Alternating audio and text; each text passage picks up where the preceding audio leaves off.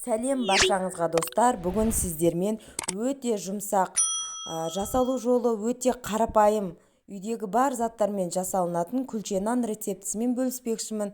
Міне көріп тұрғандарыңыздай өте жұмсақ. Таза ыдысымызға алдымен жылы сүтімізді құйып алдық. Суымызды, жылы суымызды, тұзымызды салдық. Жақсылап араластырып жіберіп, үстіне сұйық майымызды құйып жіберіп, ұнымыздың үстіне кішкене аштығымызды салып жібердік. Ұнымызды міндетті түрде елекштен өткізгеніміз дұрыс. Осылай қолымыздың көмегімен жақсылап араластырып, иілеп, үстіне кішкене сұйық майымызды құйып, қамырымызды жақсылап илейміз.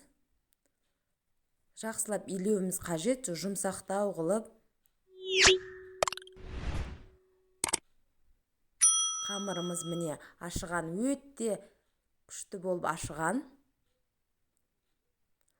Осы бөлік-бөліктерге бөліп аламыз.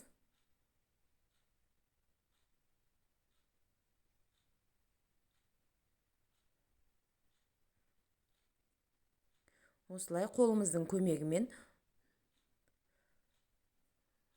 дөңгелек қылып пішінге қойып, осындай табамызға барлығын жайғастырып аламыз. Үстін 10 минутқа жауып, көтерілсе жұмсақ, өте дәмді болып шығады. Міне көтерілген қамырымыздың үстіне нан шекісімізді шекіп, ол көтеріліп ісініп кетпеу үшін шекіспен шекіп жатырмын.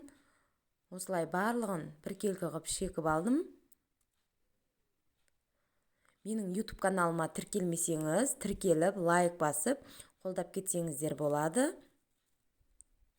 Осылай бір жұмыртқаны жарып, бетіне жақтық. Үйде егерде жұмыртқа болмаса, үйде айран болса, айранмен де жақсаңыздар, өте әдемі болып шығады, қып-қызыл болып.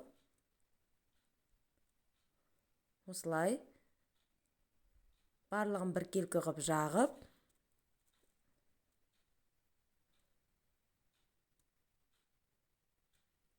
үстіне күнжітімізді барлығына шашып шықтым.